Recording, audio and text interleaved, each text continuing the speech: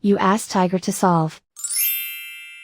This deals with linear equations with one unknown. The final result is y equals -4. Let's solve it step by step. Group all constants on the right side of the equation. Subtract 8 from both sides. Simplify the arithmetic.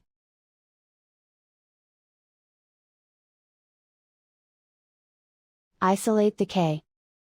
Divide both sides by 2. Simplify the fraction. Find the greatest common factor of the numerator and denominator. Factor out and cancel the greatest common factor. And so the final result is y equals -4.